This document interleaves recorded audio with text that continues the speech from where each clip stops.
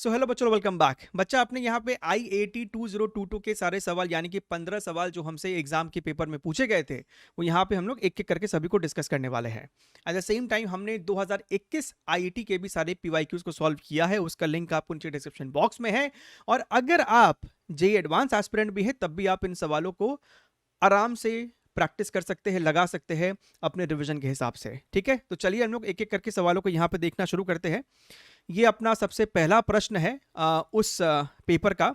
Physics में पहला प्रश्न है, कहता है कि भैया a particle experiences an acceleration A vector form में दिया हुआ equation A vector is equal to alpha V vector, right. यानी कि अल्फा यहाँ पे एक स्केलर मल्टीप्लायर की तरह है, राइट। ये एक कांस्टेंट वैल्यू है, आगे आपको कहीं ना कहीं लिखा होगा, right. Alpha is a constant if the distance travelled by the particle in the time intervals t2 minus t1 and t3 minus t1 are sn12 and sn13 respectively, which of the following relations is true? So कहीं ना कहीं हमको इस पूरे सवाल में S13 और S12 को फाइंड आउट करना है और फिर उनका रेशियो लेना है। ठीक बात है।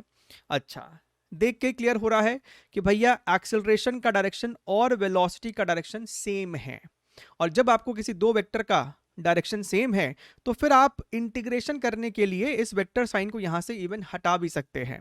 तो कहने का मतलब है कि आप एक्सेलरेशन को लिख सकते थे अल्फा इंटू वी, राइट। और ए को आप यहां पे लिख सकते हैं dv by dt is equal to alpha into v. तो यहां से अपने को dv upon v is equal to alpha dt समझ में आ रहा है? हाँ सर। अच्छा, इस पूरे प्रश्न में कहीं पे भी ऐसा नहीं हमको कहा गया है कि भैया समय शून्य पे जो है वो पार्टिकल का स्पीड आप जीरो मान लेना, है ना। इनिशियल कंडीशन नहीं दे रखा है अपने को सवाल में, तो आप यहाँ पे इनिशियल कंडीशन लगा भी नहीं पाएंगे। हाँ, ये हम जरूर कर सकते हैं यहाँ पे कि आप इसको है ना नॉर्मल इंटीग्रेट कर दो। आप यहाँ पे इसको इस प्रकार से जरूर लिख सकते थे, that is your log v is equal to your alpha T plus some constant. ठीक है, हमें इनिशियल कंडीशन नहीं पता है तो हम यहाँ पे कांस्टेंट लेके चल रहे हैं, बढ़िया है। लॉग बेस में आपका क्या है, ई छुपा हुआ है, तो आप इसको क्या लिख सकते थे यहाँ पे, v को क्या लिख सकते थे, v is equal to E to the power alpha T plus C, या फिर आप इसको लिख सकते थे e to the power alpha T multiplied by e to the power C. अच्छा, अब यहाँ पे हमको v को रिप्लेस करना चाहिए dx बाई dt से। यहाँ पे x की जगह तुम चाहो तो इवन s लिख लो, कोई दिक्कत वाली बात नहीं है। तो भैया ds by dt is equal to E to the power alpha T into E to the power C. ये कौन है? तो ये कांस्टेंट है। ठीक है, now again you go for integration, तब जाके मेरे को मेरे काम की चीज मिलने वाली है, that is your E to the power C को तो बाहर निकाल लेंगे, E to the power alpha T times dt, और इसको अपन जो है यहाँ पे इंटीग्रेट मारेंगे। ठीक है, एक बार इंटीग्रेट मारेंगे, लिमिट हमारा रहेगा t1 से लेके t2, तब हमारा लेफ्ट साइड में जो डिस्प्लेसमेंट आने वाला है वो अपने को निकल के आने वाला है दिस s12, और एक बार हम इंटीग्रेट करेंगे t1 से लेके t3 के लिए। तो अगर हम यहाँ पे ऊपर में s13 है हर जगह आपको ऑप्शन में, तो अगर s13 चाहिए तो हम क्या बोलेंगे, हम यहाँ पे लिमिट लगाने वाले थे t1 से लेके t3 के लिए। आप जब लिमिट लगाओगे तो अल्फा यहाँ कांस्टेंट है तो अल्फा डिनोमिनेटर में आएगा, राइट। तो ये आपको हो जाएगा e to the power c and this becomes your 1 by alpha ना, तो अल्फा नीचे आ जाएगा। फिर आप यहाँ पे लिख सकते थे e to the power alpha t3 minus e to the power alpha t1। तो ये आपका S13 है। सिमिलरली आप यहाँ पे S12 भी लिख सकते थे, आपको बस T3 की जगह यहाँ पे T2 लिखना था। दिख रहा है, सिंपल एकदम। तो ये अपने को कितना हो जाएगा, e to the power c upon alpha, और यहाँ पे बस T3 की जगह अपने को लिख देना है T2, e to the power alpha T2 minus e to the power alpha T1। खत्म है। थोड़ा सा यहाँ पे ना जगह अपने क्रिएट करते हैं, because now the only thing we need to do is take the ratio of these two terminology जो हमने अभी अभी निकाला है, सॉल्व किया है। अच्छा, तो ये आपको हो जाएगा S13 upon S12 is equal to ये वाला टर्म और ये वाला टर्म आपस में मरने वाला है, तो आपके पास न्यूमरेटर में बचेगा e to the power alpha T3 minus e to the power alpha T1 divided by e to the power alpha T two minus e to the power alpha T one. बढ़िया है। अब अगर तुम यहां पे ध्यान से देखो, न्यूमरेटर से है ना E to the power alpha T one common ले लो, राइट? तो अगर हम E to the power alpha T one common ले लेंगे तो यहां पे आपको नीचे में E to the power alpha T one लाना पड़ेगा, E to the power alpha T three upon E to the power alpha T one which is nothing but E to the power alpha T three minus T one. दिख रहा है ना, simple exponent का खेल है पूरा पूरा। तो यही काम अपने यहां पे करेंगे, E to the power alpha T three minus T one minus one, दिख रहा है, sorry minus one, right? Upon यहां पे भी आपने E to the power alpha T one को कॉमन ले लिया है, तो ये आपको हो जाएगा E to the power alpha T two minus T one minus one. तो यहां पे आपका ये दोनों टर्म मर जाने वाला है। And when you check this, आपको दिखाई देगा कि भैया इस वाले ऑप्शन में हमको यही सेम चीज लिखा हुआ है, T3 माइनस टी वन है, T2 माइनस टी वन है, जो कि अपने को यहां पे निकल के आया है। क्लियर है? तो आपको सवाल ये है कैनेमैटिक्स का, लेकिन थोड़ा सा मैनिपुलेशन तो है। अच्छा, आ जाइए, ये अपना वर्टिकल सर्कुलर मोशन का प्रश्न मालूम पड़ता है। कहता है कि a point mass m attached to a massless string is undergoing circular motion in a vertical plane. The length of the string is capital R and the acceleration due to gravity is g. If the minimum value of tension in the string is 2 mg. पूरे vertical circular motion में धागे का minimum tension कहां पे पाया जाता है? 2 mg को भूल जाओ, पहले तो ये बताओ कि अगर कोई पार्टिकल वर्टिकल सर्कुलर मोशन कर रहा है, वर्टिकल सर्कुलर मोशन कर रहा है, तो पूरे पाथ में सबसे कम टेंशन कब पाया जाता है? तो वो आपको पाया जाता है जब आपका पार्टिकल टॉप मोस्ट पोजीशन पे होता है। जब आपका पार्टिकल जो है वो आपके टॉप मोस्ट पोजीशन पे होता है, तब आपको मिनिमम टेंशन पाया जाता है, राइट? और मैक्सिमम टेंशन पाया जाता है जब पार्टिकल इस पोजीशन ए में हो, बॉटम मोस्ट पोजीशन में हो। तो ये सब क्या है कि बेसिक बातें हैं जो अपने को अगर पता रहती है तो जीवन थोड़ा सा आसान रहता है ना? तो हम लोग यहाँ पे उसका टॉप मोस्ट पोजीशन का भी सिचुएशन ड्रॉ कर लेते हैं एक बारी। So this is the top most position, ठीक है? इसको हम बोल देते हैं position B.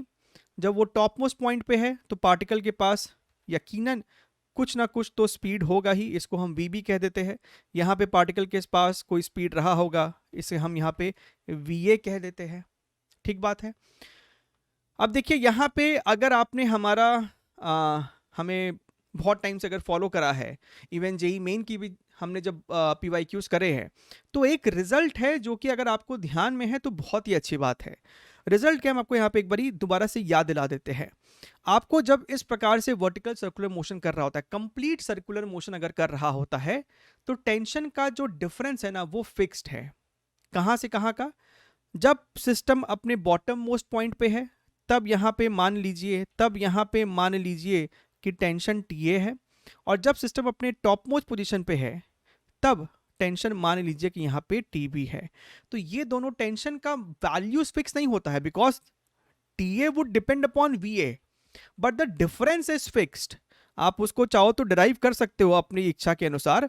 Difference is fixed, TA is always more than TB and this difference is fixed 6 mg, right?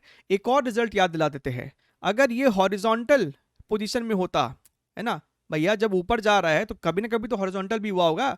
अगर इसे हम पोजीशन C बोल देते हैं और यहाँ का टेंशन को अगर हम TC कह देते हैं, तो TA minus TC is equal to 3 mg, TC minus TB is equal to 3 mg, ठीक है?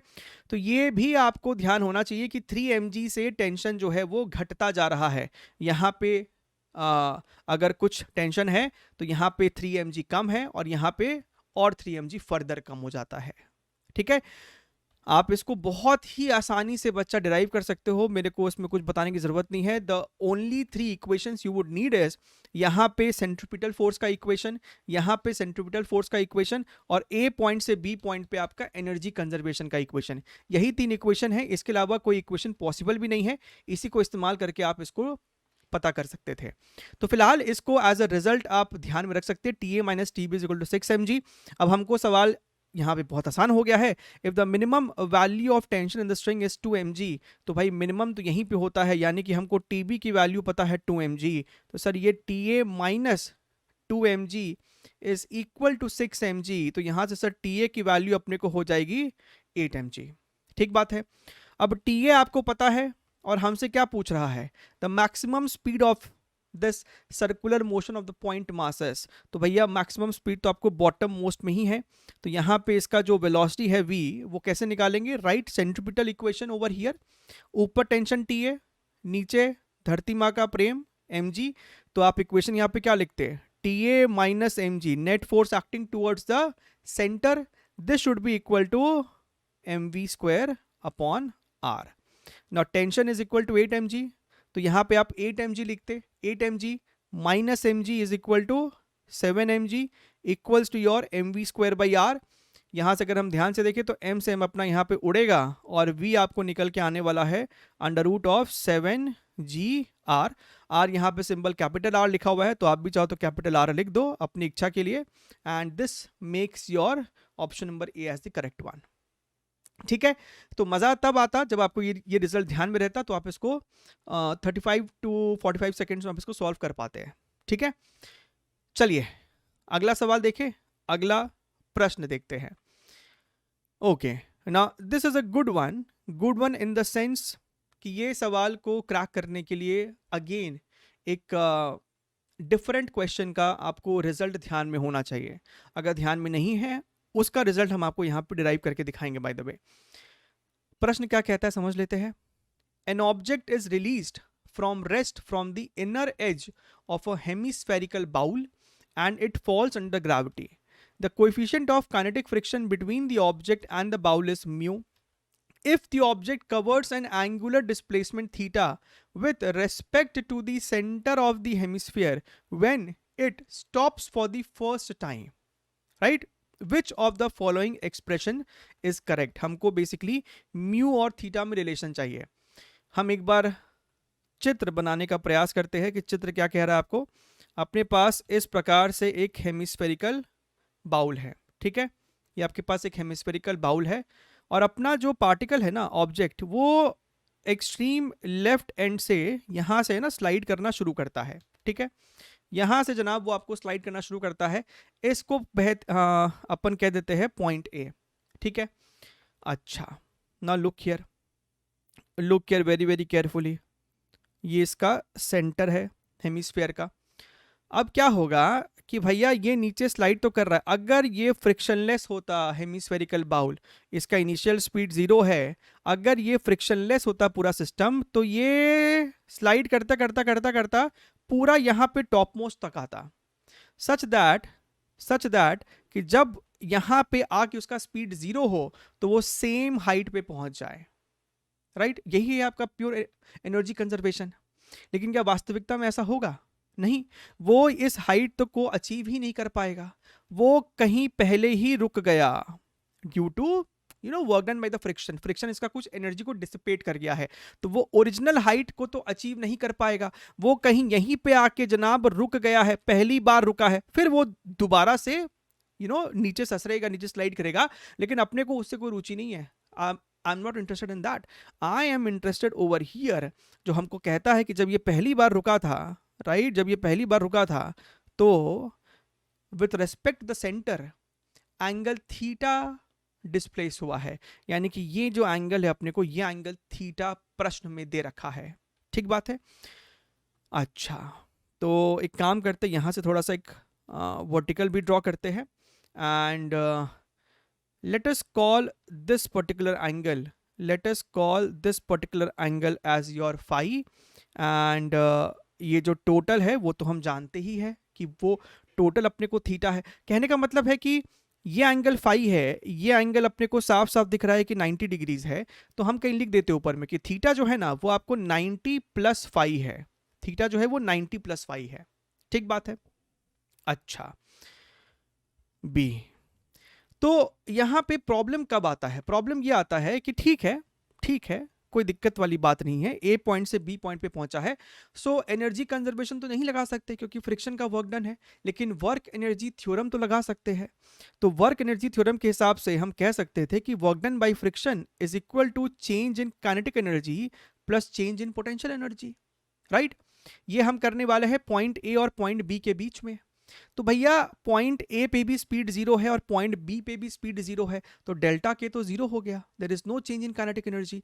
But yes there is some work done by friction and yes there is some change in potential energy, और rather there is loss in potential energy, क्योंकि पहले वो इस level पे था, अब वो इस लेवल पे है, तो हाइट का लॉस हुआ है। जो भी हाइट का लॉस हुआ है that into mg is your loss in potential energy.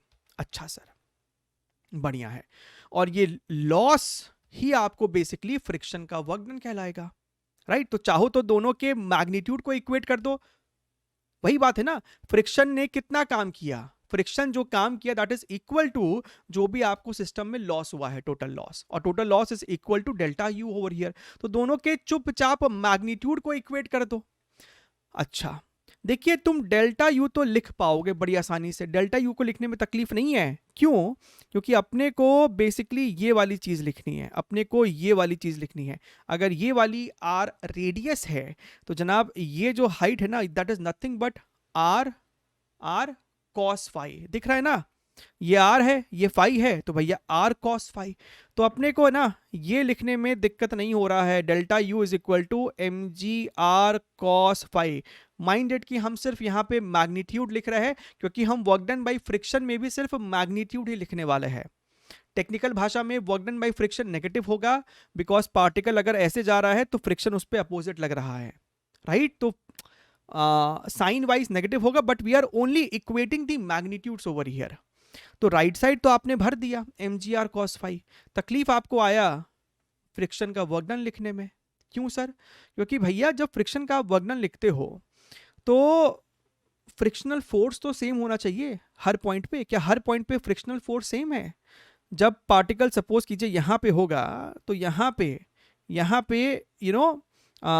ये जो एंगल होएगा, राइट, वो डिफरेंट होगा। जब पार्टिकल यहाँ पे होगा तब आपको ये एंगल जो है डिफरेंट होगा। तो बार बार आपको एंगल डिफरेंट है, तो वो जो आप फ्रिक्शनल फोर्स लिखते थे mu m g cos theta एक इंक्लाइन पे, mu m g cos theta, तो बार बार आपका फ्रिक्शन ही डिफरेंट है। तो इसका मतलब है कि सर इसको नॉर्मल तरीके से तो वर्क डन बाय फ्रिक्शन नहीं लिख सकते, we have to go for integration, right.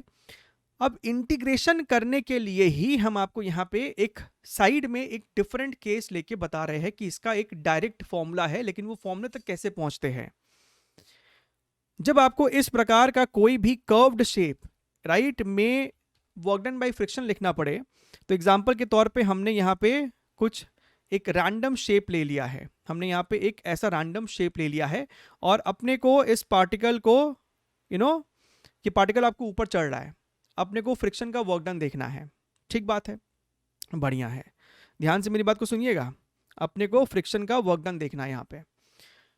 अच्छा, पार्टिकल शुरू हुआ था पॉइंट P1 से और पार्टिकल फाइनली जा रहा है पॉइंट P2 तक, अपने को फ्रिक्शन का वर्क डन देखना है। Somebody is pulling it up, right. तो हमने क्या किया, हमने बोला कि एक काम करते हैं, एक छोटा सा ना एलिमेंट ले लेते हैं इसके पाथ में, एक छोटा सा एलिमेंट ले लेते हैं इसके पाथ में। So we took this particular element. यहाँ पे एलिमेंट देखने में थोड़ा सा बड़ा लग रहा है, लेकिन आप मान के चले कि बहुत छोटा सा हमने एक एलिमेंट लिया है, such that this element is a straight line. ये एलिमेंट जो है वो स्ट्रेट लाइन होना चाहिए हमारे लिए, तब जाके हमारा काम बनेगा। ठीक बात है सर। अच्छा, तो इस अगर ये एक स्ट्रेट लाइन है और इसका लेंथ अगर हमने बोल दिया है, अगर इसका हमने लेंथ जनाब बोल दिया है लेट अस से dl, इसका हमने लेंथ बोल दिया है dl, राइट, सच दैट कि इसका जब पार्टिकल इस वाइट लाइन से इस वाइट लाइन तक पहुंचता है तो उसका जो हॉरिजॉन्टल डिस्प्लेसमेंट हुआ है वो dx है, और जो वर्टिकल डिस्प्लेसमेंट हुआ है वो dy है।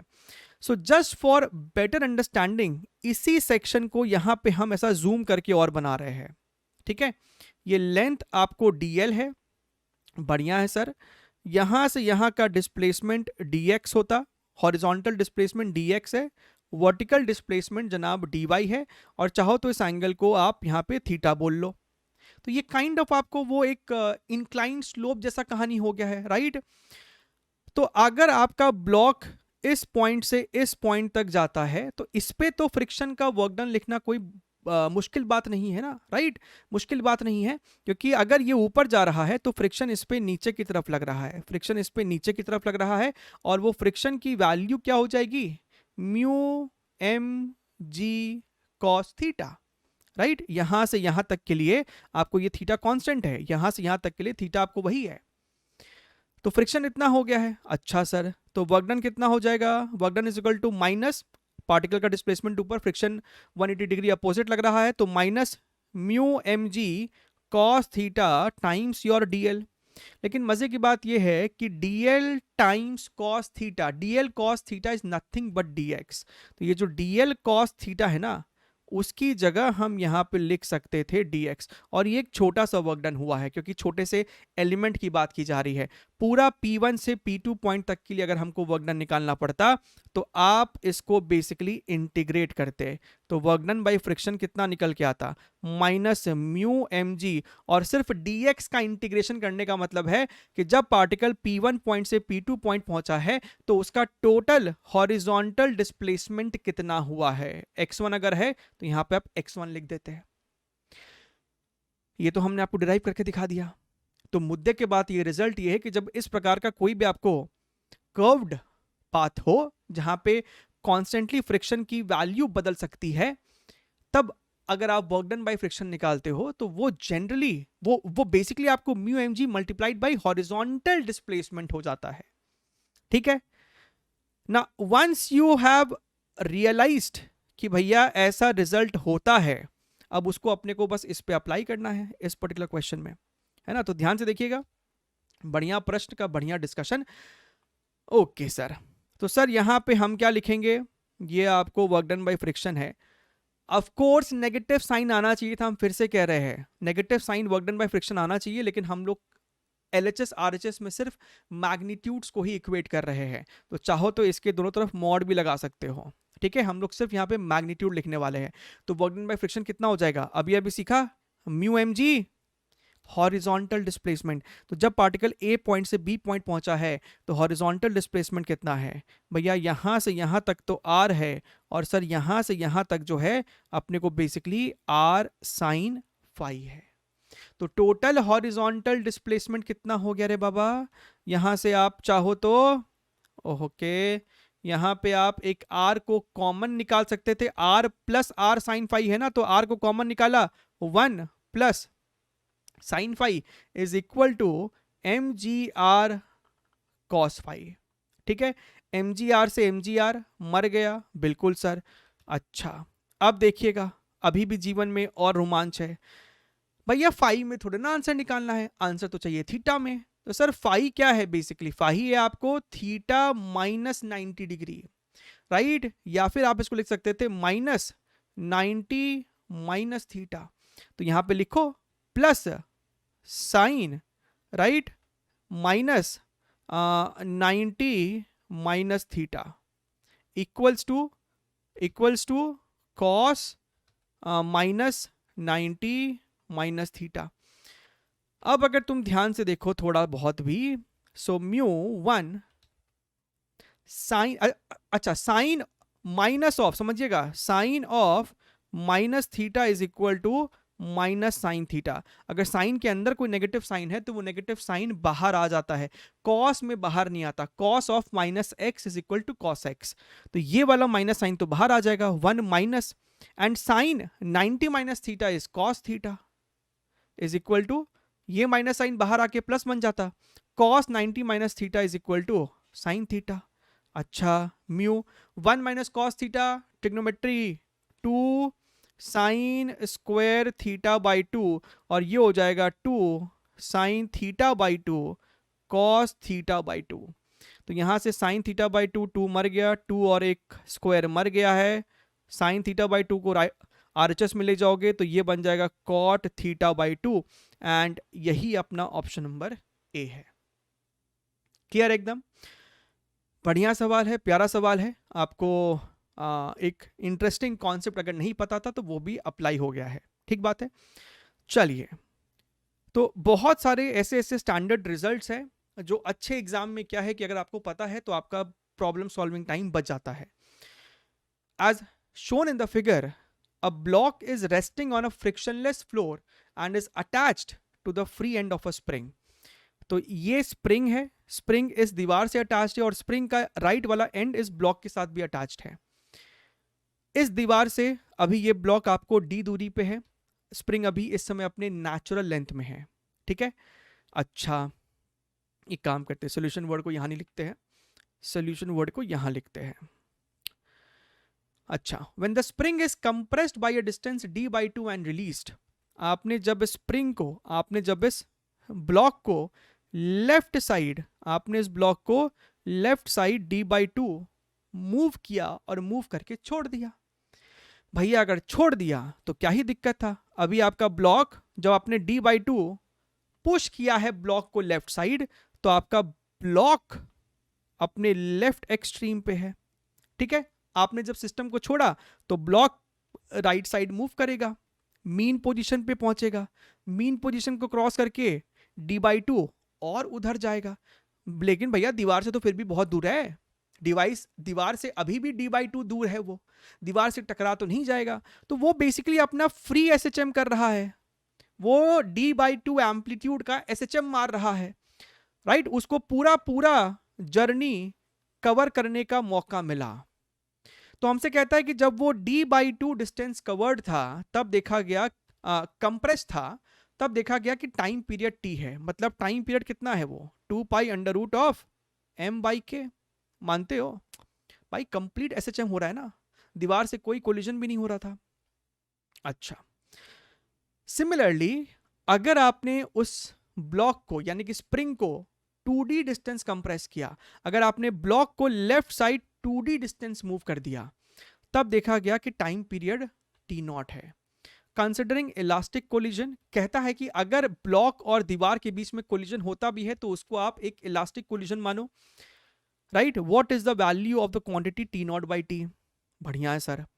तो देखिए, पहला वाला केस तो हमने समझ लिया कि time period complete time period है, लेकिन जब आपने 2D डिस्टेंस इसको लेफ्ट साइड की तरफ शिफ्ट करा है तो जीवन में क्या बदलाव आया है वो अपने को समझने का जरूरी है। देखिए यहाँ पे क्या है ना कि दीवार आ गया, यहाँ पे अपने को दीवार आ गया, ये अपना बेसिकली मीन पोजीशन है। तो एक काम करते हैं, इसको हम लोग कह देते हैं x = 0। आपने ब्लॉक को लेफ्ट साइड कंप्रेस मूव किया है 2D डिस्टेंस के लिए, तो अपना जो लेफ्ट एक्सट्रीम है उसको हम यहाँ पे लिख सकते हैं -2D। सही बात है। सो बेसिकली आपका ब्लॉक अब यहाँ से शुरू होने वाला है। आपको भी पता है कि इसका एम्पलीट्यूड जो है, इसका जो एम्पलीट्यूड है वो 2D हो चुका है। तो अगर आपने इसको छोड़ा है तो मीन पोजीशन को क्रॉस करने के बाद इसकी चाहत है, भाई मीन पोजीशन से दीवार d डिस्टेंस पे आ रहा है, इसकी चाहत थी कि भैया ये थोड़ा सा और d डिस्टेंस आगे जाता। अगर ये दीवार नहीं होती तो कंप्लीट SHM करने के लिए, मतलब कंप्लीट अपना जर्नी करने के लिए वो इस दीवार के आगे भी और d डिस्टेंस जाने वाला था, राइट। वाई? बिकॉज उसका जो पॉजिटिव एक्सट्रीम है x = 2D वो तो यहां पे है। क्लियर है? लेकिन हुआ क्या, हुआ ये कि ये ब्लॉक जाता है, इस दीवार से टकराता है और जिस स्पीड से टकराया है उसी स्पीड से लौट भी गया होगा। तो उसी स्पीड से टकरा के लौटता है, फिर यहां आता है, फिर क्रॉस करके यहां तक पहुंचता है, फिर वापस आता है। सो बेसिकली SHM जो है ना बस यहीं से यहीं पे हो रहा है, यहां SHM हो ही नहीं पा रहा है। सो मुद्दे की बात यह है कि आपको ये वाला जो टाइम है ना वो आपको इस टाइम पीरियड में से हटाना पड़ेगा। समझ में आई मेरी बात? ये तो टाइम वो देखा ही नहीं अपने जीवन में। सिंपल सा है अब तो कहानी, ठीक है। अब आपकी कहानी सिंपल सी है, बिकॉज यहाँ पे अगेन हम लोग एक स्टैंडर्ड रिजल्ट का इस्तेमाल कर सकते हैं। We can again use a standard result over here. This is x = 0, this is your -a, this is your a, और आपका जो SHM हो रहा है वो -a और a by 2 के बीच में ही हो रहा है, राइट। यहीं से ही वो लौट जा रहा है। देखिएगा, यहां से यहां जाता है तो टाइम कितना होता है t/4। 0 से a by 2 का टाइम याद है क्या होता है, t/6 होता है कि t/12 होता है? 0 से a/2 का टाइम होता था t/12, t/12 नहीं याद है तो आप इसको डिराइव कर सकते हैं, कोई दिक्कत वाली बात नहीं है, है ना। a/2 is equal to a sine omega t, यहां से आप ओमेगा आपका 2π/T, यहां से आप स्मॉल t निकाल लो, ये आपको होता था जनाब t/12, राइट। यहां से यहां t/6 होता है लेकिन इसकी कोई जरूरत ही नहीं है क्योंकि वो t/2 t/12 गया फिर वापस लौट गया, तो वापस का भी t/12 और यहां से यहां का दोबारा से t/4, तो टोटल टाइम कितना लगा है, what is the value of t0 over here, t/4 twice है तो t/4 into 2 t/2 plus t/12 भी 2 बार हो रहा है तो बेसिकली t/6, यहां पे आपने 6 को एलसीएम पकड़ा है, this is your 3t plus t, so this becomes your 2t divided by 3, ठीक है। ये जो आपका है ना यही बेसिकली, तो अपने को चाहिए t0 t is equal to 2t/3 which is indeed your option number A. Clear है, एकदम क्रिस्टल क्लियर होना चाहिए सारे के सारे कॉन्सेप्ट, ठीक है। चलिए ओके, तो ये है अपना सवाल फ्लूइड्स का, है ना, बॉयंसी से रिलेटेड आपका सवाल है। सवाल क्या कहता है, सवाल आपको बेसिकली वेइंग स्केल पे स्थित है, ठीक है। A liquid of density rho in a container weighs W, तो लिक्विड है जिसका डेंसिटी रो है और लिक्विड का जो वेट है वो आपको W है। A cubic block of side length L and density rho B less than rho, ठीक है, is pushed by a stick to completely submerged the block in the liquid without touching the bottom. So basically आप अगर ध्यान से देखिए जो block है उसकी डेंसिटी लिक्विड की डेंसिटी से कम है। अगर आप ब्लॉक को अगर आप ऊपर से कोई दबाव नहीं डालेंगे ब्लॉक पे तो ब्लॉक तो अपने आप ऊपर आ जाएगा। ब्लॉक कंप्लीटली सबमर्ज तो नहीं हो पाएगा बिकॉज ब्लॉक की डेंसिटी लिक्विड की डेंसिटी से कम है। इसलिए आपने क्या किया, आपने इस ब्लॉक के ऊपर एक डंडा रखा और डंडे से उस ब्लॉक को आप पानी के अंदर लिक्विड के अंदर धक्का मार रहे हो, तो आप ये एक धक्का वाला फोर्स भी लगा रहे हो ऊपर से, बढ़िया है। लेकिन ये फोर्स आप लगा रहे हो इस ब्लॉक पे, अच्छा। If g is the acceleration due to the gravity and the liquid displaced by the stick is negligible, stick के कारण जो लिक्विड डिस्प्लेस हुआ है आप उसको नेग्लेक्ट कर दो। What is the new weight of the container as registered by the weighing machine? देखिए अगर ये पूरी की पूरी कोई कहानी नहीं होती, ब्लॉक है वो डंडा है ऊपर से कोई धक्का मार रहा है, अगर ये कहानी नहीं होती तो वेइंग स्केल जो रीडिंग दिखाता वो W ही दिखाता। लेकिन अब क्या हुआ, आपने ये ब्लॉक इसमें कंप्लीटली सबमर्ज किया।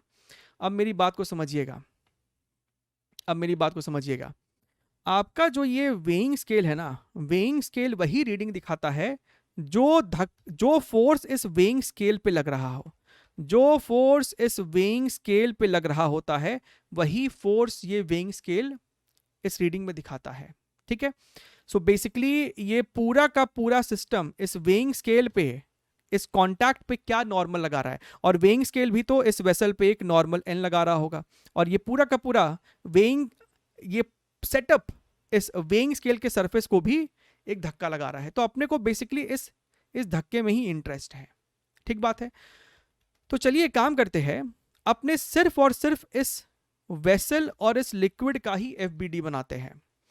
मेरी बात को समझिएगा, ये अपना रहा वेसल, ये रहा अपना वेसल एंड यहां पे आपको लिक्विड है, लेकिन लिक्विड आपको इस वाले पोर्शन में नहीं है क्योंकि यहां पे आपको वो ब्लॉक था, तो ब्लॉक के वजह से यहां पे कोई लिक्विड है ही नहीं। इस बात को ध्यान में रखना अपने को, ब्लॉक के वजह से वहां का लिक्विड डिस्प्लेस हो गया था। सही बात है सर। अच्छा, अब आपको भी एक बात पता होना चाहिए, ये यहां पे बेसिकली एक ब्लॉक है ना, वास्तविकता में यहां पे बेसिकली आपको एक ब्लॉक है। Look here very very carefully, look here very very carefully.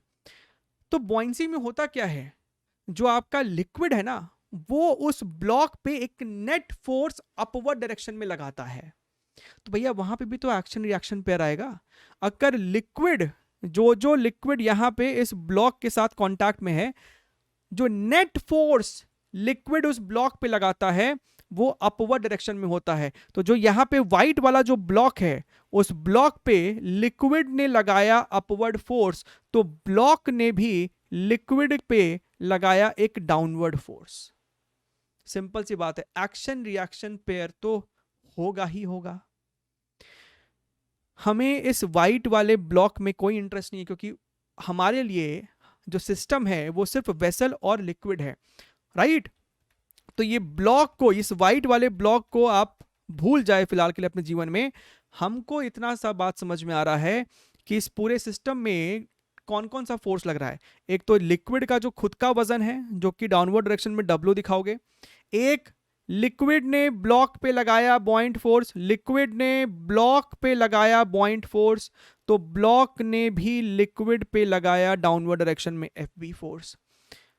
Contact force N, यही है तीन फोर्सेस। तो नॉर्मल जो होगा, normal is equal to W plus your FB। अच्छा सर, और FB कितना है? What is your point force? Point force is equal to density of the liquid multiplied by volume displaced V multiplied by gravity. अच्छा, what is your volume over here? Volume of this block, L इसका side है, तो L cube into gravity. So this becomes your point force. So this is your W plus row L cube G, which is your option number A। Simple है एकदम, ठीक है। फंडे clear रहेंगे, concept clear रहेंगे, तो आंसर भी अपने को निकल के आएगा ही आएगा। अच्छा, थर्मोडायनेमिक्स का ये मेरे को बेसिकली डुएबल लग रहा है काफी। अब मोनोएटॉमिक आइडियल गैस, मोनोएटॉमिक बोल दिया F is equal to 3, ideal gas at pressure P and volume V is first adiabatically compressed to volume V by 8।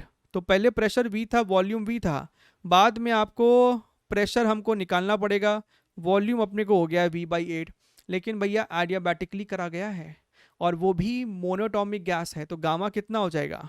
5/3। देखते हैं निकाल के, काम पड़ेगा कि नहीं पड़ेगा बात की बात, निकाल के तो रख ले। तो V बाई 8, राइट, यहां पे भी आपको 5/3, ठीक है। PV गामा होता है, गामा -1 नहीं, वो TV में आता है रिलेशन में।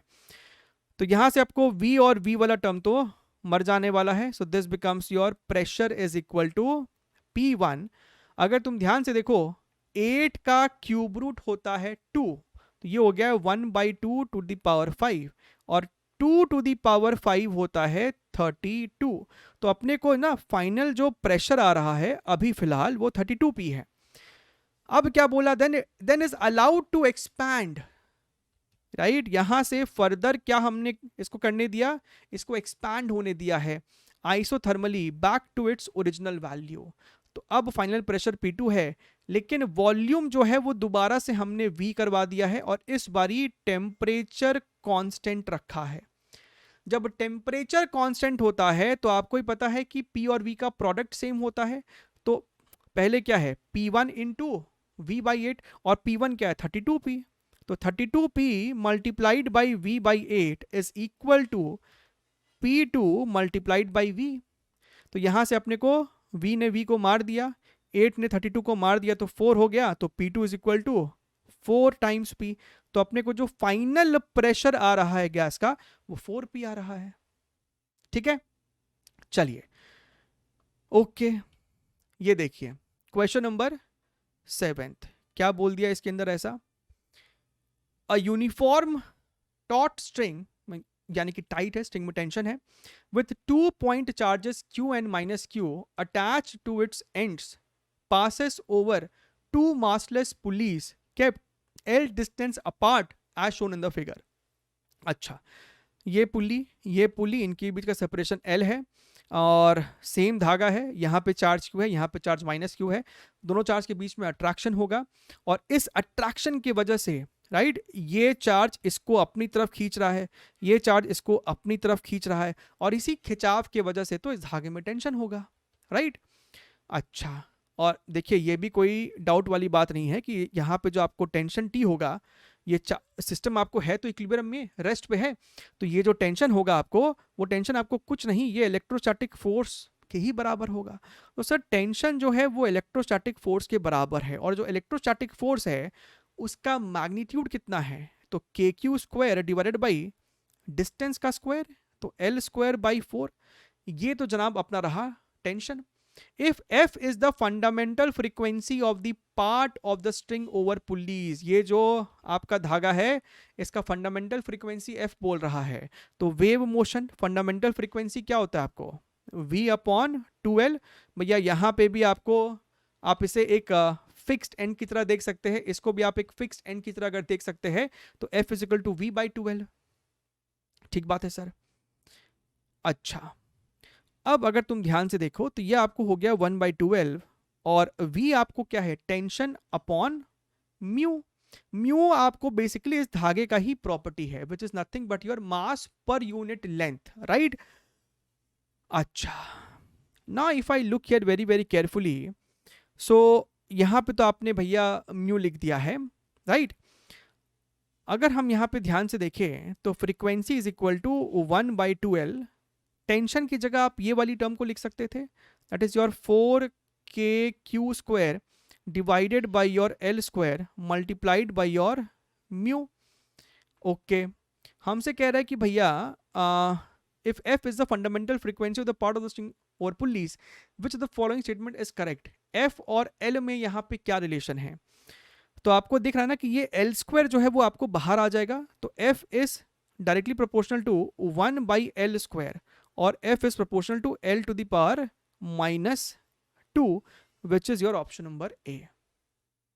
ठीक है, एकदम क्लियर है मेरी बात, एकदम बढ़िया है। ठीक है, चलिए आगे बढ़ते हैं। Let us see the next question, your question number 8।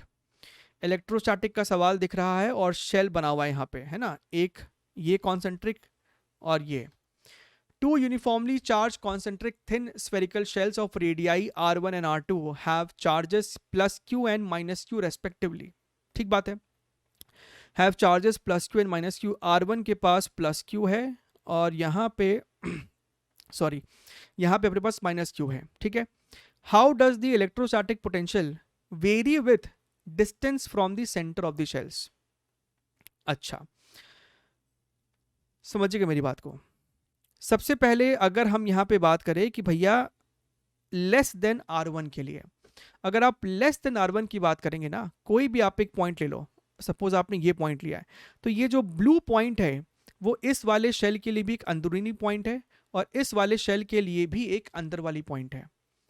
तो जब दोनों शेल के लिए ये एक अंदर वाली पॉइंट है, तो इस पॉइंट पे जो भी आपको पोटेंशियल है ना, राइट, यहाँ पे भी वही पोटेंशियल है, यहाँ पे भी वही है, यहाँ पे भी वही है, यहाँ पे भी वही है, और उस पोटेंशियल की वैल्यू कितनी है वो आप यहाँ पे लिख सकते हैं। अगर हम R1 वाले शेल की बात करेंगे तो KQ डिवाइडेड बाई R1 बोलेंगे। इसके लिए अगर हम बातचीत करेंगे तो माइनस साइन देना पड़ेगा, माइनस KQ बाई हम यहाँ पे R2 की बात करेंगे। ठीक है, अच्छा, ऑफ कोर्स R2 आपको बड़ा है, राइट, तो ये टर्म छोटा है, तो आपको V जो है यहाँ पे पॉजिटिव है, लेकिन 0 से लेके R1 डिस्टेंस तक आपको पोटेंशियल कांस्टेंट है, पोटेंशियल कांस्टेंट है। ठीक है, और उसके कुछ वैल्यू है, तो ऑप्शन नंबर डी तो नहीं हो सकता, 0 तो नहीं हो सकता, बाकी यहाँ पे हर जगह आपको कांस्टेंट कांस्टेंट और पॉजिटिव दिख रहा है। ठीक बात है सर। अच्छा, ओके, ये तो आपको कहानी हो गई 0 से लेके R1 के लिए। ओके, व्हाट अबाउट, अच्छा बीच में हम आएंगे मोर than R1 and less than R2 के लिए हम आएंगे। What about more than R2। भैया अगर तुम किसी एक ऐसे पॉइंट की बात करो जो कि आपको R2 से भी ज्यादा है, तो इस पॉइंट के लिए when you write the potential no, तो आप क्या लिखोगे, KQ अपॉन R माइनस इसके वजह से भी माइनस KQ बाई R, तो ये तो आपको 0 हो गया है। सो मोर देन R2 के लिए आपको पोटेंशियल 0 है, जो कि आपको चारों ही ग्राफ में R2 के बाद पोटेंशियल नहीं दिखाया गया, तो वो भी सही है। अब अपने को बचता है यहाँ पे मेन जो अपना है, that is what about in between, है ना। अगर हमने कोई ऐसा एक सिचुएशन लिया है where R is more than R1 and less than R2, R is less than R2 and more than R1, तो अगर हम ऐसे किसी जगह के लिए पोटेंशियल लिखेंगे तो प्लस Q की वजह से आपको आएगा KQ by R minus Q के लिए ये अगेन एक इंटरनल पॉइंट है, तो यहां पे आप लिखोगे माइनस के Q upon your R2 itself. ठीक है, अच्छा, तो ये वाला टर्म तो आपको फिक्स्ड हो गया है, ये वाला टर्म तो आपको बेसिकली फिक्स्ड है, बढ़िया है सर। लेकिन आप जैसे जैसे इस वाले शेल से इस वाले शेल की तरफ बढ़ रहे हो तो आपका R इंक्रीज हो रहा है, राइट? तो ये जो पूरा टर्म है, ये जो पूरा टर्म है, ये पूरा टर्म आपको डिक्रीज हो रहा है। सो V भी इसका मतलब आपको ग्रेजुअली डिक्रीज ही हो रहा होगा, राइट? एंड ऑफ कोर्स ये आपको लीनियर वेरिएशन नहीं है ना, ये आपको स्ट्रेट लाइन नहीं है, ये आपको है तो रेक्टेंगुलर हाइपरबोला जो आपका एक शेप है, ये है तो वही शेप, तो ये भी आपका पॉसिबल नहीं है।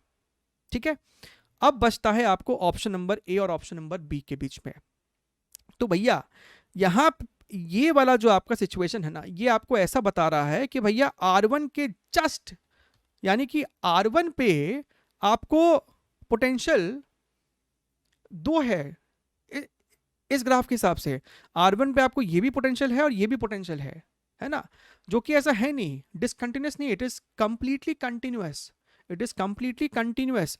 अगर हम इसी इक्वेशन में अगर अपने इसी इक्वेशन में R की जगह R1 कर देंगे, R को यहाँ पे अगर R1 पुट कर देंगे, so we will again reach this particular equation.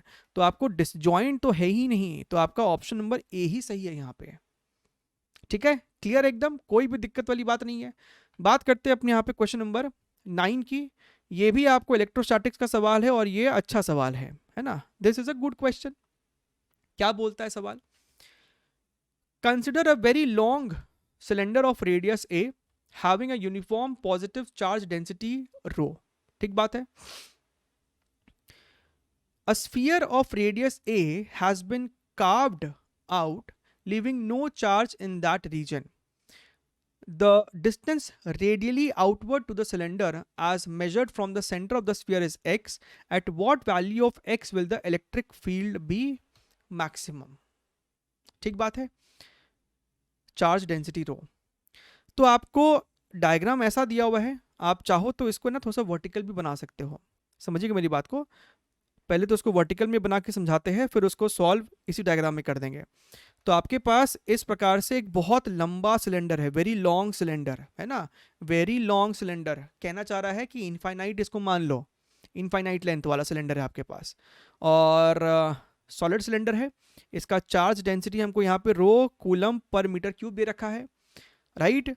और इस सिलेंडर का जो रेडियस था वो ए था, और आपने ए रेडियस का ही यहाँ पे एक स्फीयर काट के निकाल दिया है। तो यहाँ पे बेसिकली अब कुछ नहीं है, दिस पोर्शन इज हॉलो, है ना। अब ये जो आपके पास सिस्टम बचा, इसके वजह से यहां से जब आप रेडियली आउटवर्ड्स एक्स डिस्टेंस पे जाते हो, so for what value of x electric field is maximum over here. Clear एकदम? तो देखिए एक्स दूरी पे जो इलेक्ट्रिक फील्ड तुम लिखोगे that is equal to electric field, अगर यहां कैविटी नहीं होता, अगर यहां कैविटी नहीं होता, पूरे सिलेंडर के वजह से इलेक्ट्रिक फील्ड यहां पे अगर E1 होता तो उसको E1 लिखते, लेकिन इसमें से अब कुछ माइनस करना पड़ेगा, क्योंकि रियलिटी में यहां पे एक स्फीयर जो था ना, वो स्फीयर को आपने काट के निकाल दिया, तो स्फीयर का जो कंट्रीब्यूशन था इलेक्ट्रिक फील्ड में उसको भी आपको काट के निकालना पड़ेगा, उसको भी आपको माइनस करना पड़ेगा। तो पूरे सिलेंडर की वजह से इलेक्ट्रिक फील्ड अगर E1 है तो उसमें से स्फीयर का कंट्रीब्यूशन हमें सब्ट्रैक्ट करना पड़ेगा। तो इलेक्ट्रिक फील्ड होगा अपने को E1 minus E2, where E1 is the electric field due to the complete cylinder, जब वहां पे कोई कैविटी नहीं था, and E2 is the electric field just due to that sphere. ठीक है, बढ़िया है। अच्छा, तो sir what is E1 over here? what is sir E1 over here? E1 is electric field due to a very long cylinder which is acting like a wire only, outside point है, तो एक infinite wire मान लो उसको। तो क्या लगाते formula 2k lambda by x, लेकिन sir यहाँ पे ना अपने को लैम्डा नहीं दिया है, अपने को तो यहाँ पे रो दिया है। सो बेसिकली लैम्डा होता है आपको coulomb per metre, lambda is charge per unit length. अगर हम लोग डेंसिटी में एरिया, क्रॉस सेक्शन एरिया को मल्टीप्लाई कर देना, अगर इसका क्रॉस सेक्शन एरिया जनाब ए है, अगर इसका क्रॉस सेक्शन एरिया ए है, तो lambda is nothing but your density multiplied by cross section area. आप यूनिट भी चेक कर लो, रो आपका क्या है, कूलम पर मीटर क्यूब, और एरिया आपका मीटर स्क्वायर है, ये मर गया तो कूलम पर मीटर है, ठीक है, राइट। तो बेसिकली आपका lambda is nothing but your charge density multiplied by your area, ठीक है, सिंपल सी बात है एकदम। अच्छा, तो इस लैम्बडा की जगह हम लोग यहां पे लिखेंगे rho multiplied by cross section area, radius A है अपने को, तो ये आपको बेसिकली पाई ए स्क्वायर ही है, this is your pi A square, ठीक बात है। 2 रो pi A square divided by के को आप लिख सकते थे 4 पाई एप्सिलॉन नॉट, राइट। या फिर एक काम करो, इसको के ही रहने दो, अभी मत खोलो। ये E1 हो गया। What is the value of E2? E2 भैया एक स्फीयर के वजह से आउटवर्ड बाहरी पॉइंट स्फीयर का, वो भी x दूरी पे है, तो इक्वेशन हो जाएगा के Q divided by x square, right. But what is your q? q is charge density into volume. Charge density rho है और वॉल्यूम आपको हो जाएगा 4/3 पाई ए क्यूब। तो अब अपने को सिर्फ इनका डिफरेंस लेना है, इसको यहां से हटा रहे हैं बिकॉज अभी अपने पास मैथमेटिकल कैलकुलेशन है। Now we are left with some mathematical calculation. तो electric field is equal to E1 minus E2, we have over here 2k rho pi A square divided by X, negative of this becomes your 4 rho K pi A cube divided by your 3x square, ठीक है। अपने को इस term को maximise करने का, सो basically d by d x करो, है ना। What we are going to do is d by d x equals to 0, ठीक है। अच्छा देखिए, ये काम करने से पहले अगर कुछ कॉमन निकाल सकते तो कॉमन निकालो। आप 2 कॉमन निकाल सकते क्या, निकाल दो। आप के कॉमन खींच सकते क्या, खींच लो। रो खींच सकते क्या कॉमन, रो भी खींच लिया। पाई खींच सकते हैं क्या, खींच लिया। ए स्क्वायर खींच सकते हैं क्या, खींच लिया। तो यहाँ बचेगा सिर्फ 1/x, लेकिन यहाँ पे आपके पास एक 2 भी बचेगा, आपके पास यहाँ पे ऊपर में एक a भी बचेगा, नीचे में आपके पास यहाँ पे एक क्या पूरा का पूरा आपके पास 3x स्क्वायर भी बचेगा। हमने सिर्फ कांस्टेंट टर्म्स को बाहर निकाला है, ठीक है। आई होप सही लिखा होगा हमने, 4 है और a क्यूब, ठीक है। अब इसको करो डिफरेंशिएट।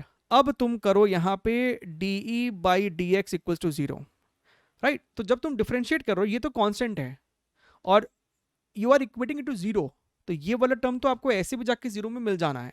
तो चुपचाप से बस इसी को डिफरेंशिएट करके 0 के बराबर कर दो। तो भैया 1/x का डिफरेंशिएशन होता है -1/x स्क्वायर। यहाँ पे देखोगे अगर तो -2a/3 है।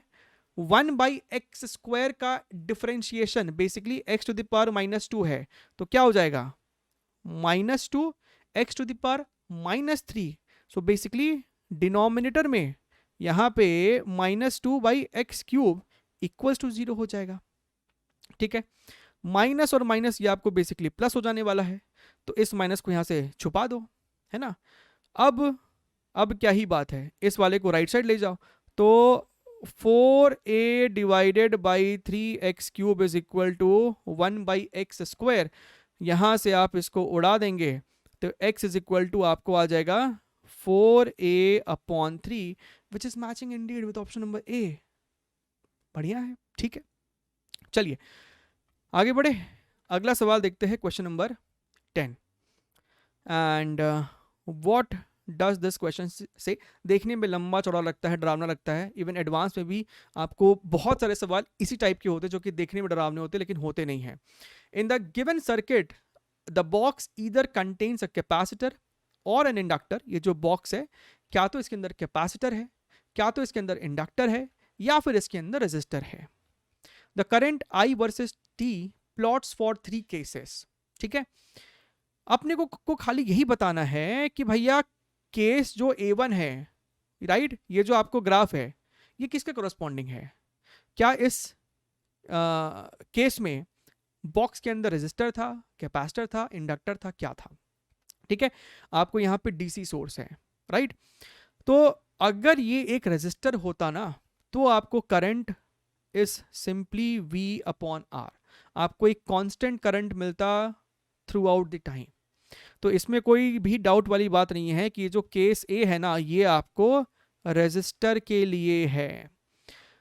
अगर आपको ये एक इंडक्टर होता तो आपको ग्रोथ ऑफ करंट पता होगा, आपको ग्रोथ ऑफ करंट पता होगा LR सर्किट में, where I is equal to I not 1 minus e to the power T by some time constant, right? तो ये आपको बेसिकली ग्रोथ ऑफ करंट होता है। और इसका जो आपको ग्राफ है, ग्रोथ है ना, अपने आप में नाम ही बता रहा है ग्रोथ है, ये वाली चीज होती है इसमें। सो बेसिकली ये वाला जो है, ये आपको कहानी होती इंडक्टर की। तो अपने आप ये वाला आपको बच जाएगा कैपेसिटर के लिए। और आपको सेंस भी बनाता है। कैपेसिटर में क्या होता है कि जैसे समय के साथ कैपेसिटर पे चार्ज बढ़ता जाता है और सर्किट में करंट घटता जाता है ना?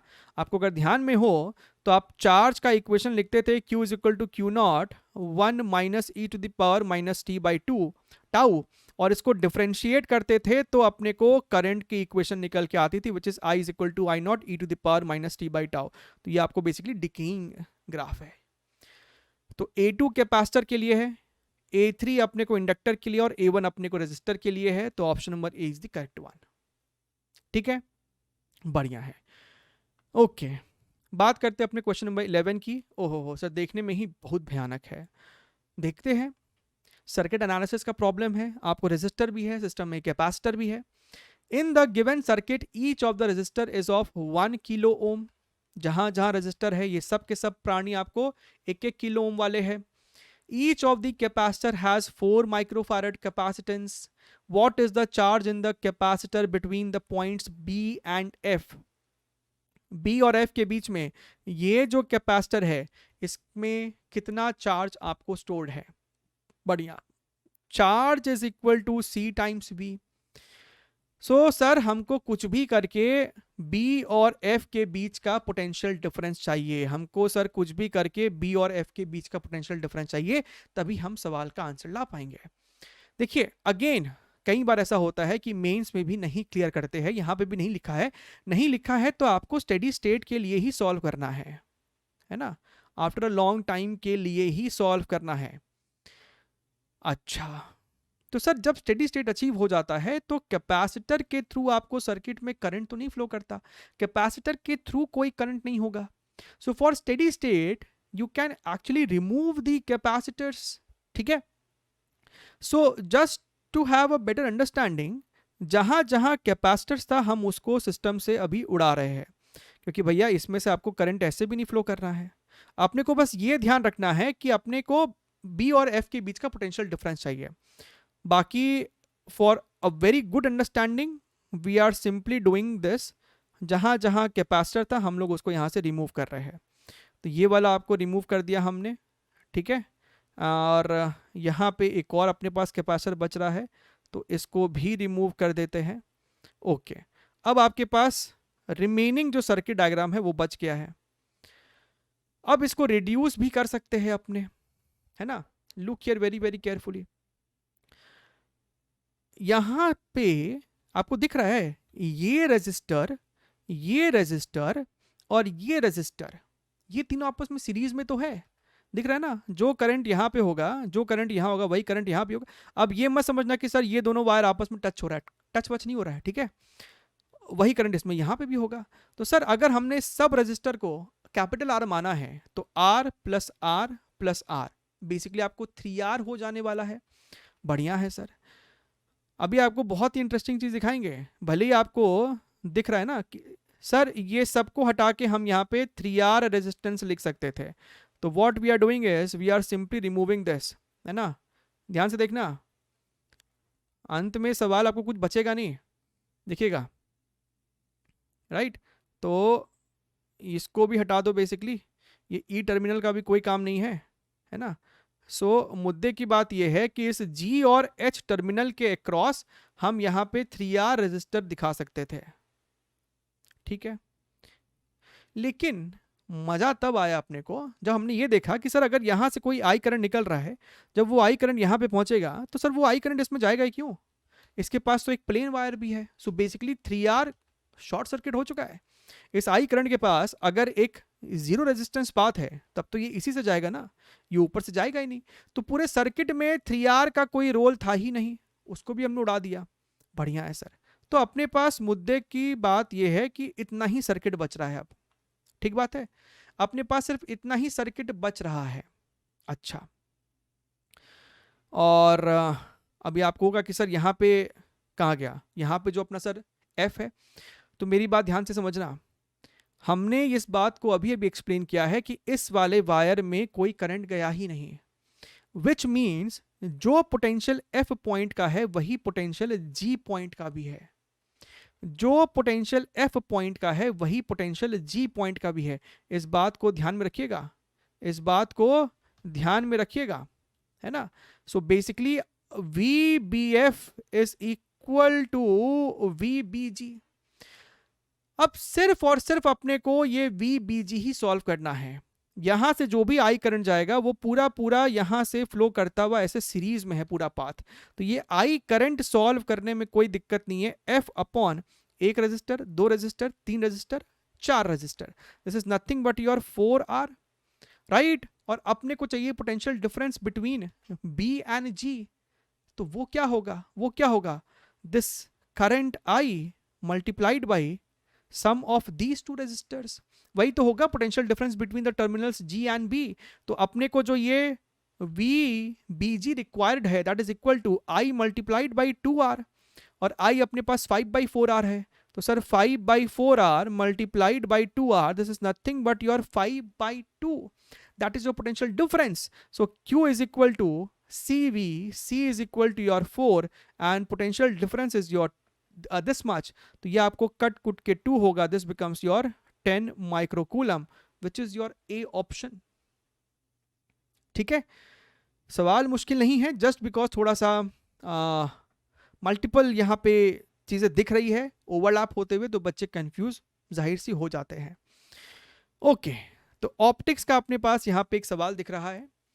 सवाल में कहता है a thin lens made of material of refractive index NL forms the image at the position I of a point object at O on the central axis of the lens. So ये अपने पास principal axis है lens का, ये आपके पास lens है।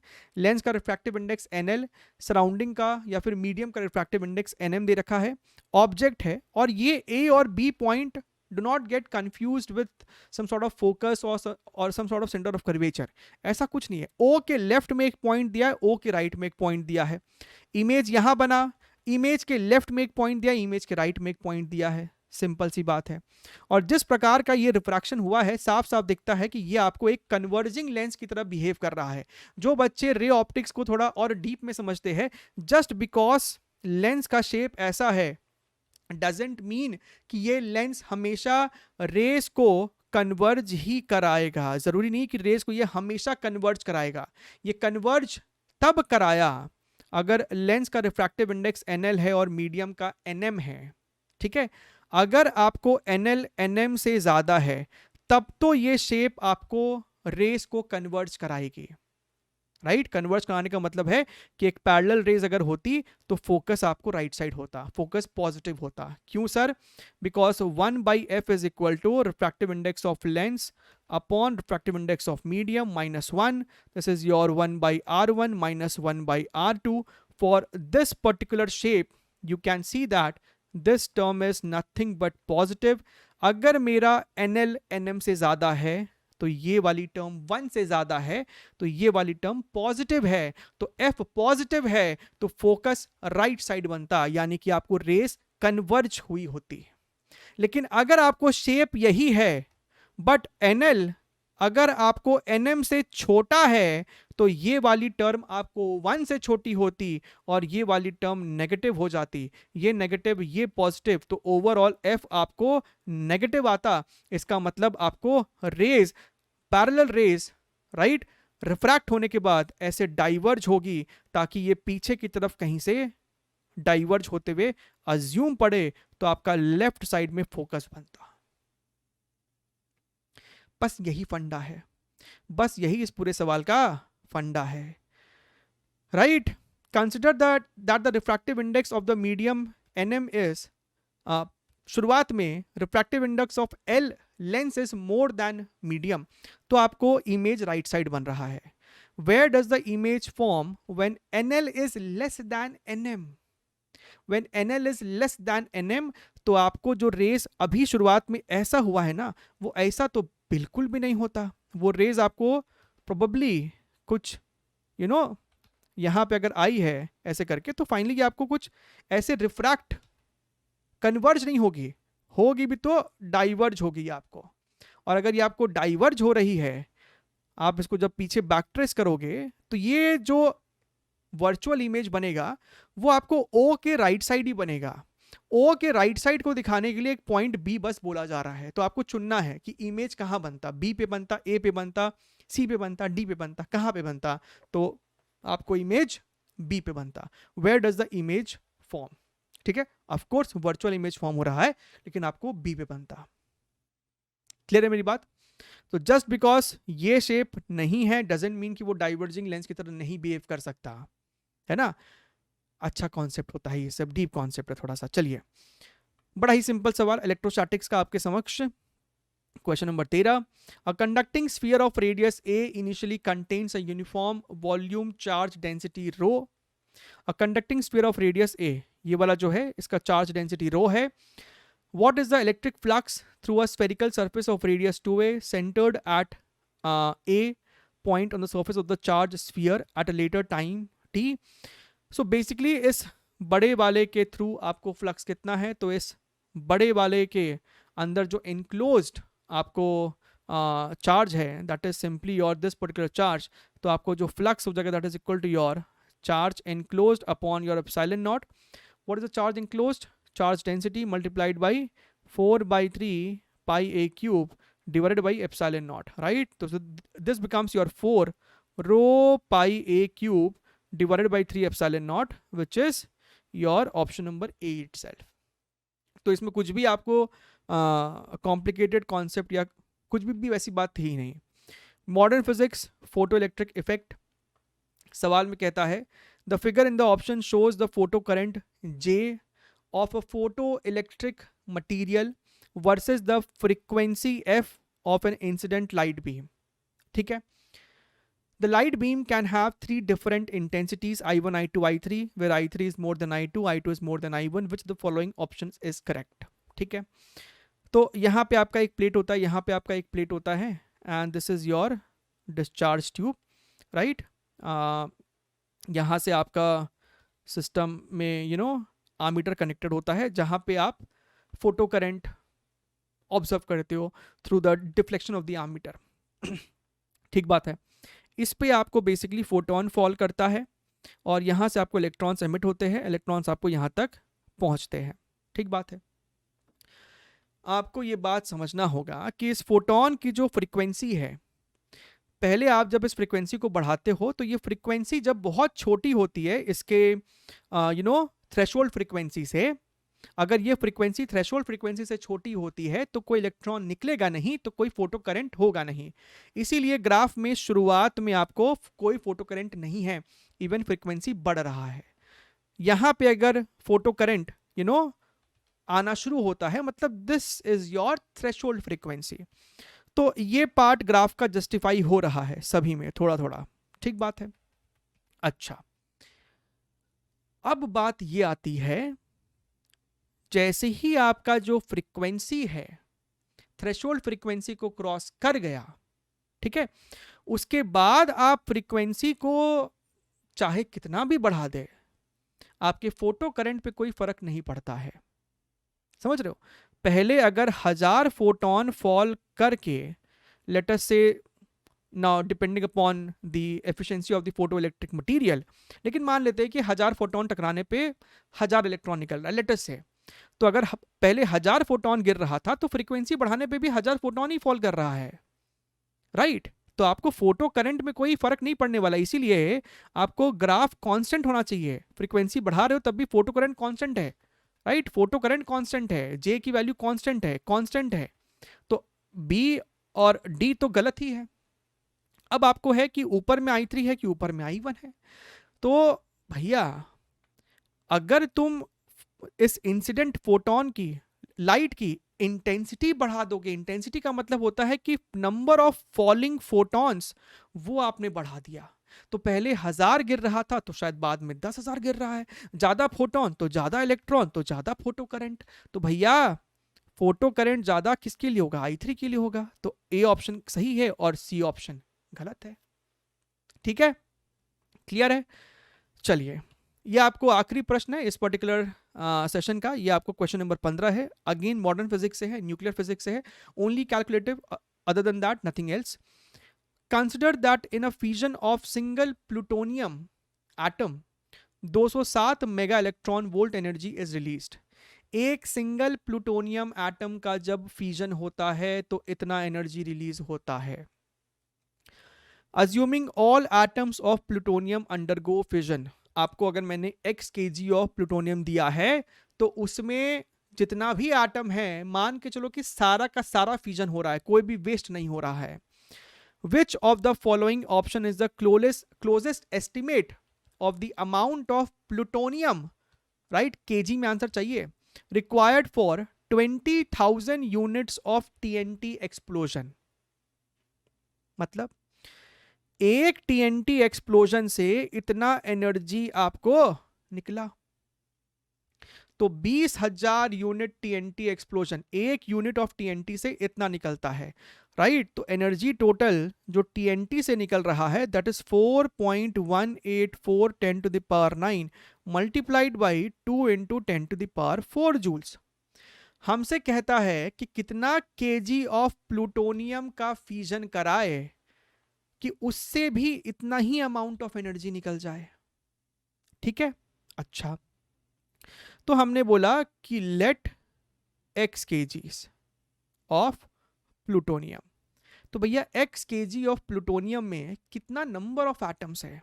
समझ रहा है? समझ रहा है? Number of atoms in x kg plutonium. अच्छा, सबसे पहले तो नंबर ऑफ मोल चाहिए होगा, that is x upon molar mass 239, लेकिन वो ग्राम है तो 239 डिवाइडेड बाई 1000, तो वो 1000 ऊपर चला गया। This is your number of moles. इसको एवोगाड्रो नंबर से मल्टीप्लाई करना पड़ेगा। ये आपको आ गया है total number of atoms of plutonium. और एक प्लूटोनियम से इतना मेगा इलेक्ट्रॉन वोल्ट एनर्जी निकलता है, तो इतने एटम से कितना निकलेगा? x multiplied by 1000 multiplied by 6.02 multiplied by 10 to the power 23 divided by 239 multiplied by 207, लेकिन मेगा का 10 to the power 6 और इलेक्ट्रॉन वोल्ट उसको तो भूल ही गए, 1.6 into 10 to the power -19। LHS में अब जो चीज आई है वो जूल्स है, और वही जूल इस वाले जूल के बराबर होना चाहिए। तो जैसा कि मैंने आपको शुरुआत में बोला, सवाल के कॉन्सेप्ट में कुछ नहीं है, बस ये आपको है ना कैलकुलेशन है। And trust me, not at all a difficult calculation. आराम आराम से आप करेंगे तो आपको it comes to very close to 1 kgs itself, है ना? तो ये ऑप्शन आपको सही आएगा। और क्योंकि आपको देखिए ये जो ऑप्शंस है ना, इवन 0.5 kg आपको 1 से काफ़ी दूर रखा है। ऐसा नहीं है कि 1 के बाद 0.98 आपको ऑप्शन दिया हुआ है, तो आप इसको आसानी से अप्रोक्सीमेट करके भी 1 kg तक ला पाएंगे। ठीक है, गुड। तो चलिए, चैनल पे नए हो तो do subscribe the channel and do hit that like button. अपने मिलते रहेंगे। Take care, wish you all the very best and bye bye.